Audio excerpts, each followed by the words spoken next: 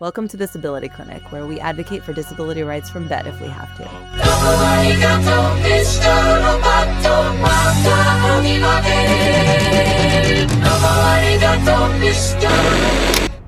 I'm your host, Dr. Stephanie Van. I'm a Vietnamese woman with my long dark hair down, wearing a gray jacket, sitting in front of a colorful bookshelf filled with disability advocacy swag. Today, we're welcoming back author and advocate Ben Matlin, who's here to update us on his newest book, Unbound, set to release June 24th, 2025. Welcome back to the show, Ben. Great, thank you for having me. Hi, I'm Ben Matlin. I'm a old white guy with short, thin, graying hair.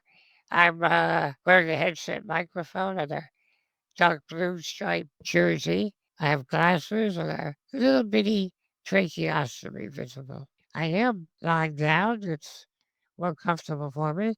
So behind my head is a white pillow and various other mess in the background. That was great. That was great. Thank you, Ben. Writing Unbound? Unbound is your latest book. It's a collection of short pieces from throughout your life, and it chronicles your journey into the disability advocacy movement. Was it enjoyable to write this book? Was it challenging? Both. It's sort of a funny thing. Someone like me always thinks, what will my next book be about? I can't remember which came first, but I started to realize that I had been writing these essays and short pieces about my life and my perspectives on disability issues for more than 30 years. And I thought, that's a lot of material. I wonder if it could be a book. And then I kind of went through, well, who wants to read that stuff again? Maybe it's dated, maybe it's repetitive, pieces are too short, blah, blah, blah. But, I thought about it more and I realized there is a through line, as they say. My thinking about these things, my feelings have changed, have evolved over time as I've gotten older and the world has changed. Some of my writing has nothing to do with disability. You know, it's just the disability stuff that's gotten published. I guess it's the only place I have expertise or something. So I put in some of both in this collection.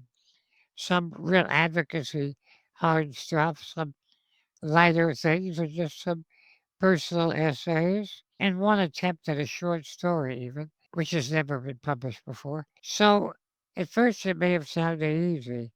Just pick a bunch of stuff and throw it in there.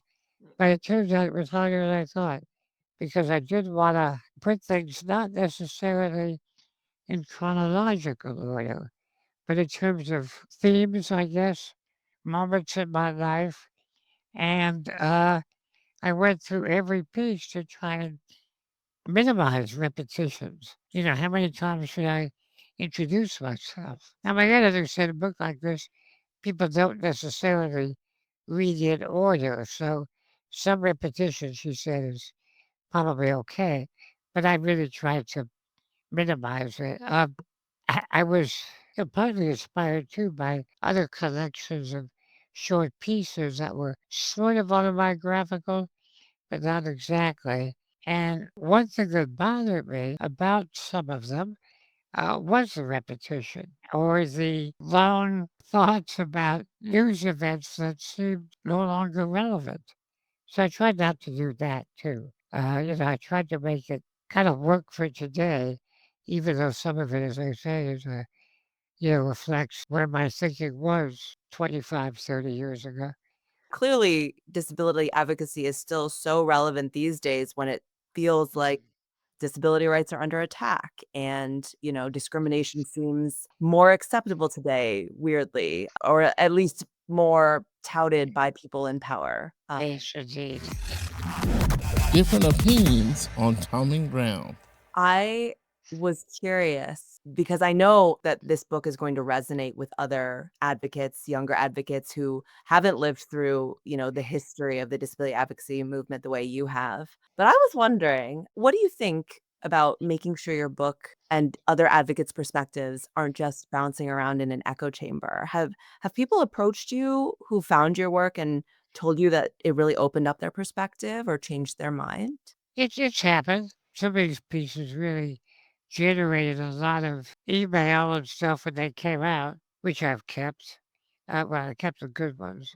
And I mentioned that a little bit in this collection. I have little introductions for most of the pieces, some of which are about, where my life was when I wrote a particular piece, but also about the reactions that generated. There was one piece about assisted suicide.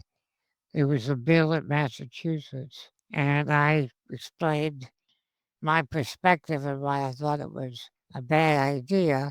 And some people wrote to me and said, "Oh, you changed my mind. I'm going to vote against it."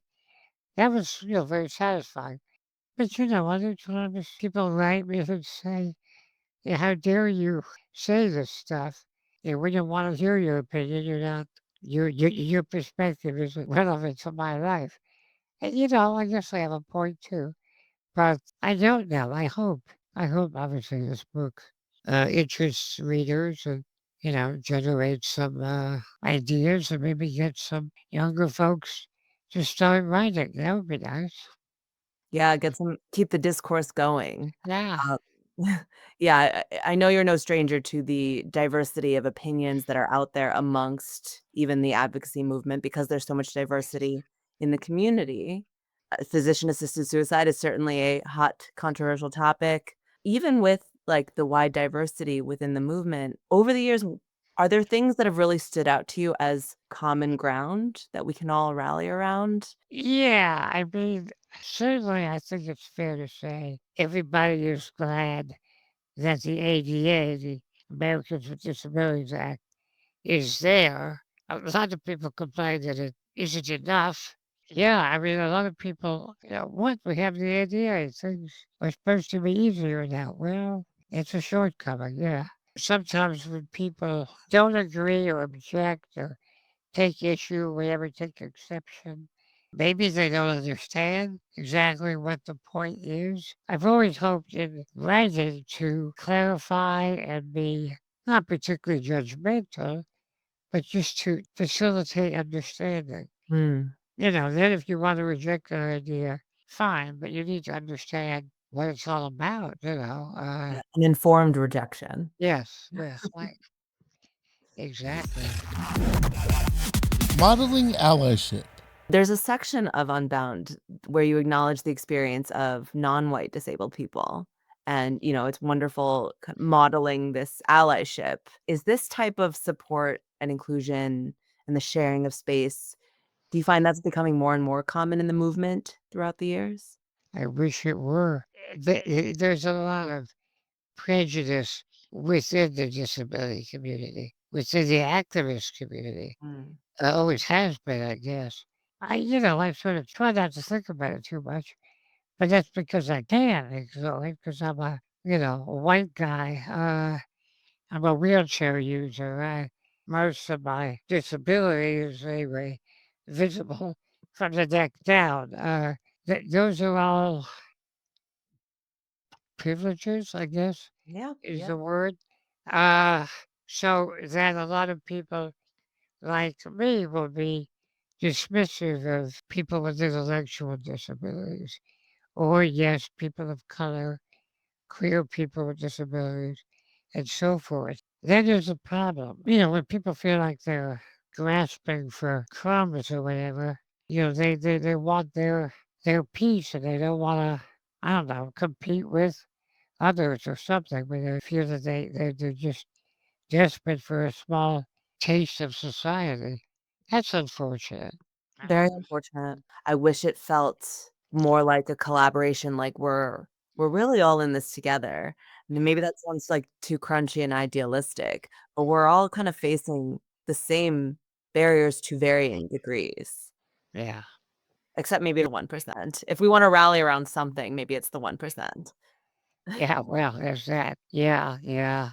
But no, I agree. I don't like to see disabled folks, activist folks giving, one another a hard time. That's unfortunate. Unless they're really jerks, of course. And I agree it's important to acknowledge that that still happens in the community and, the community should be accountable to that. Like, that's part of the work that we're all in together.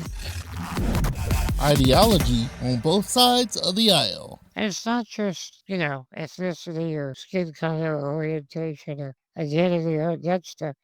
I mean, I've seen discussions of, gee, are Republicans or Democrats better for disabled people? And people get very heated about it.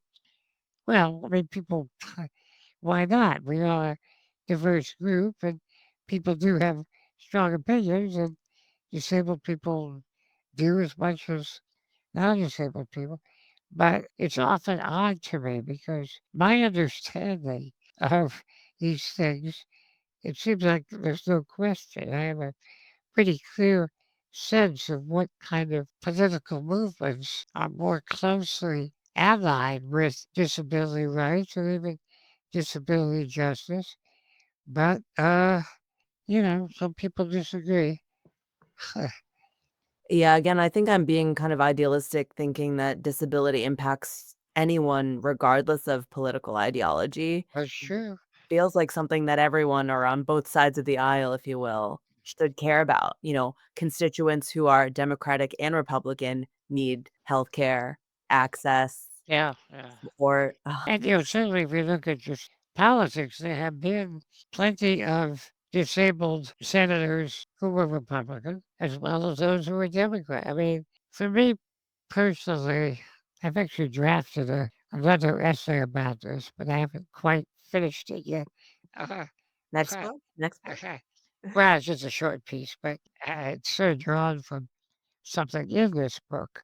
One of the chapter intros, I thought there's more to be said there. I mean, I grew up in a sense of, my mother used to say, you don't complain about the darkness when you can turn on the light.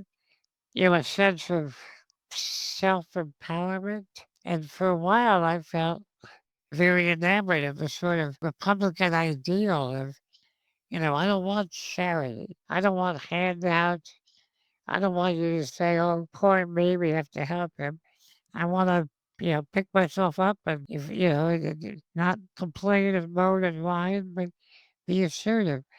And then kind of growing up, began to see it's not really very realistic for a lot of people. People do need a support system. Society is stacked against a lot of people. And why should certain groups, certain individuals have to work twice as hard just to keep pace with their peers? So I sort of, well, as I said before, I have a tendency to want to facilitate and, be a bridge. And so part of me can understand people who have a more, do it yourself attitude about getting by in society.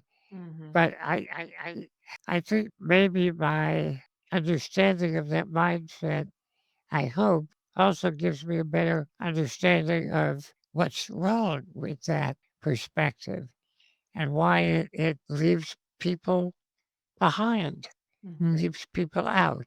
I think you're really getting at ableism, sort of valuing people based on their ability to be self-sufficient, self-efficacious, and take care of themselves, and it's embedded in our culture, and so people who really lean into that and firmly believe that it's just a matter of them being susceptible to what our culture has perpetuated, and perhaps they've never had a personal experience of needing more support. Politics is triggering. Speaking of politics, I mean, it's kind of triggering, but honestly, with everything going on recently, I'm having, like, at least 3 to 5 conversations with people every day about how distressed and traumatized people are feeling with everything, not just disability rights, but, people's jobs, like, it's really hard to be talking to someone about that and do my best in my, 20 to 40-minute visit of, like, "Yeah, this is not okay." It's hard to. Yeah, if this new bill passes the Senate, the cuts to Medicaid, it's just almost unthinkable to me what that's going to do for so many disabled folks. And I think it's based off this very false belief of people taking advantage of the system, which it's like, where's the data on that? Like there truly has not been substantial evidence to say that that's where a bunch of funding is going to people who are just, playing the system. And it really feels like the powers that be are just finding any source of funding for whatever else their agenda is from the people who already don't have anything to give. Whereas bigger organizations, billionaires, it's like, where is their money going?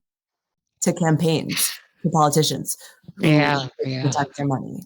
Doesn't make sense. Sort of unrelated, but I just wrote a financial article for my employer, the other, hat I wear. Part of it was about Social Security. And people of a certain age, early 60s, are panicking and they're applying for Social Security as early as they can, even though they know they could get more if they wait. You could wait to age 70 and your monthly Social Security check will be 8% per year. So that's whatever. It's a lot more money. You should wait. But they're afraid it'll be bankrupt by Mm. then. Why? Because of the rumors being spread about abuse of the system and the layoffs of employers and the increased difficulty accessing the benefits that you're entitled to. There is a panic that is being generated and spreading, even though, there's not really any evidence of abuse of the system, not the way they describe it. Even when people are aware that they may be doing themselves long-term harm financially, they're panicked about money might disappear. Yeah, there's all these very negative consequences of all the rapid changes that are happening, and people are more scared and anxious and hopeless. It's Yeah. just really, really tough time to be in America right now. Yes, indeed. Have you engaged in any political activism? Like, have you written to your Congress representation or anything like that? No, I haven't. Probably should. My wife has, certainly. It's sort of overwhelming, Absolutely. There's so much. I drafted another essay about just the impact on disabled people from these policies. And I couldn't, there was too much to put in. I Yeah. couldn't figure out a way to frame an essay because, every day there's something new. It's just overwhelming, I think. It seems to be part of this kind of nefarious agenda to overwhelm people with so Uh, many changes that it's hard to organize against any one thing. yeah, Um, yeah, I didn't mean to put you on the spot. I'm in the same boat as well. It's like it's overwhelming. We all have day jobs and families and like, the day-to-day stuff. It's like the little bandwidth we have left for extra. It's like we need to take care of ourselves too. DEI is not a bad word. I wrote an article also, financial article, about DEI, diversity, equity, and inclusion in financial services, and how, the administration has been efforts to stop it, end it, roll it back, and a lot of universities and companies are complying. And it interested me, one, it was very hard now to get people to talk about this. People are afraid, of Mhm. getting in trouble. Whereas when I wrote something similar, 3, 4 years ago, oh, everybody wanted to talk about it. There's a real change. I finally got the piece done, and right away there was a nasty letter to my boss saying, how dare you publish this? Saying that something is being lost without DEI and that companies would do better if they would promote diversity. You can get people in trouble. You would really want, I thought, oh my God, what have I done? Fortunately, my editor kind of shrugged it off and nothing more happened. But there is this, I don't know, chilling effect, this Mm. sense that how dare you question? And I don't know that I'm quashing my own activism because of that. I hope not. But there is a bit of a somewhere in the background, a sense that if you go public with criticism of the administration, the Gestapo is going to knock on your door Yeah. off to, a prison in Sudan or whatever. Yeah, it doesn't feel American, because that is free speech, it's the First Amendment, and it should feel safe. I mean, you should still face consequences if you say something really stupid or harmful, but it doesn't mean you shouldn't be afraid to say that, what you're saying. Yeah. We're experiencing the same thing too, I'm at a academic medical institution. We give an orientation to the new interns that start every year, and it's a DEI orientation. We talk about anti-racism, we talk about ableism, intersectionality, and this year, we have to run all of our slides through the legal department, and I'm like, "Do I even publish this on YouTube?" Like, and I it feels like a response. It feels like a response to a group that feels marginalized by discussion of diversity. There's a group that feels marginalized when we call out racism, and maybe that group is a racist group, maybe that group is a very privileged group, Yeah. and they deserve a seat at the table, right? Doesn't mean their opinion should be louder than anyone else's, but I'm trying to be considerate and welcoming of that discourse as opposed to outright rejecting it or outright complying with it. Yeah. Yeah. Sorry. Didn't think we would get spun up about DEI, but here we are. Yeah. The joke is, I guess, I always thought DEI was nothing, was lip service to an important cause. People who say, oh, yeah, we have a DEI program. Yeah, right. Yeah, what do you really do? Are you really promoting people of color or women or, I didn't think it was that big a deal. And suddenly it seems so precious, so Maybe. threatening to the power structure. Anyway, No, you're right. Maybe it's a sign of progress that it is under threat right now because it potentially has been so impactful and can be a very powerful thing. I like that note. It's a hopeful note. DEI has been influential enough to come under fire, whereas before maybe it was harmless. mm, That was real. Voice recognition software, the right tool for the job. We can shift a little bit to I was wondering about your writing process and like the accessibility piece because you write using voice recognition software, which correct. Yeah. you've done throughout your career. How has this technology evolved since you first started using it? Many moons ago, I mean, God, the 80s, I guess, I graduated from college and I looked for a job. And I was asked, how you going to interface, as we used to say, with a computer. Well, I don't know. I could sort of peck out one letter at a time with a stick, but I knew it was slow. I had enough hand strength then to sometimes to write by hand, and pay a typist. And then one day I read about this voice recognition thing and I saw a demonstration up at a university near me.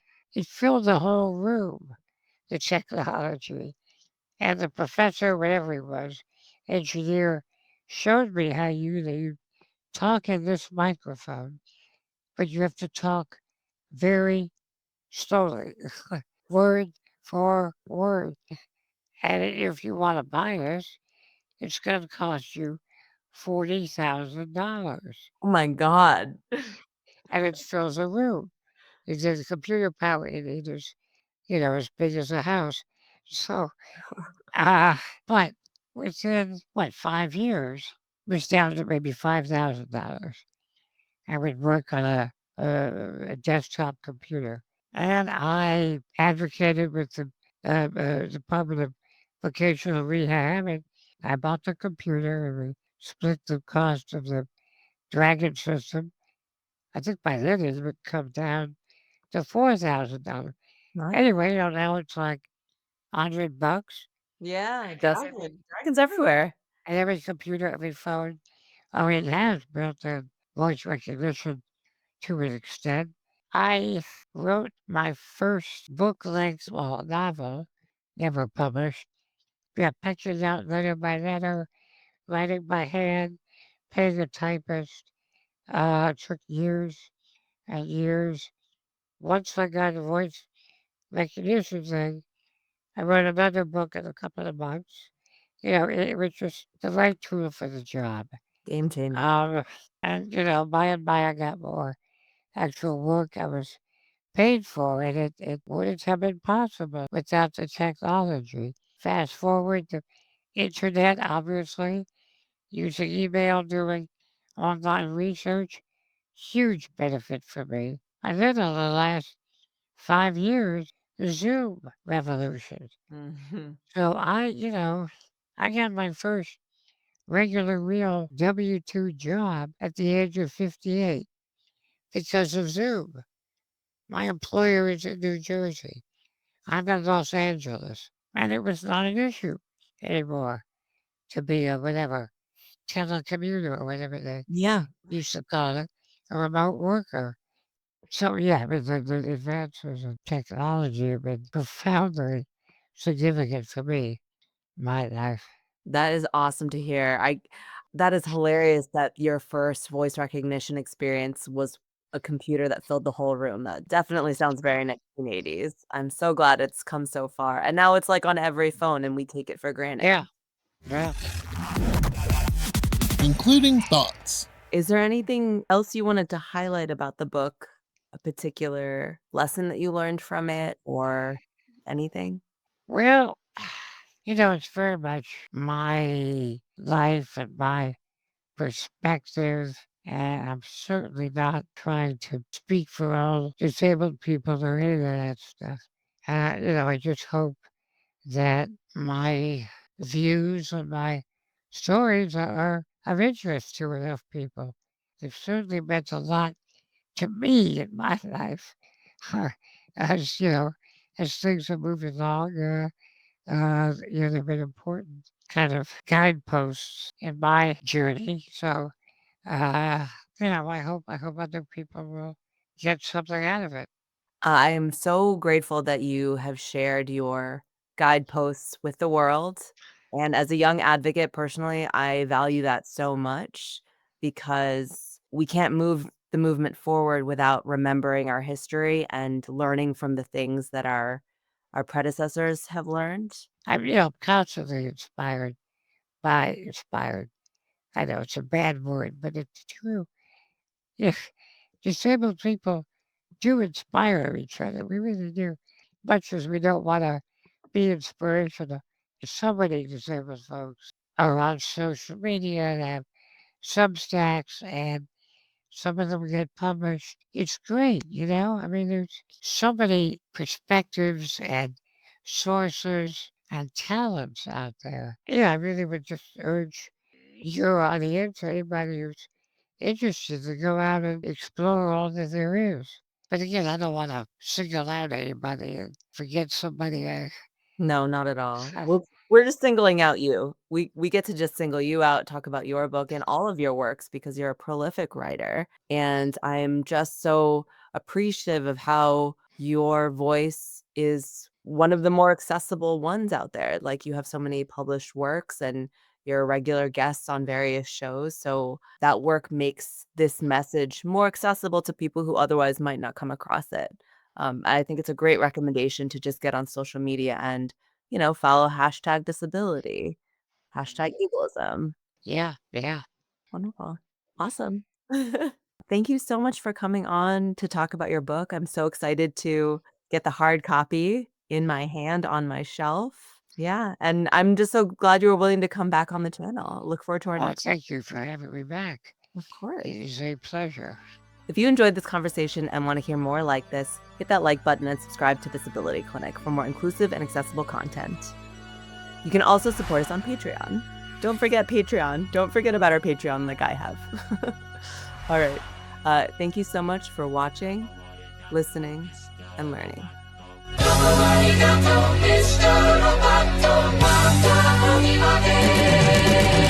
Credits. Host Stephanie Bay, MD. Producer Audrey Murray. Social media manager Amy Parsons. Production assistant, Travis Edmiston, MD. Editing production team, Space Dream Productions. Post-production supervisor, Cora Linda. Editor, Spaceship. Logo design, Alexander Jarvis. Title, animation, and credits, Spaceship. Audio description, written by Dr. Stephanie Van. Narrated by Ajani A.J. Murray.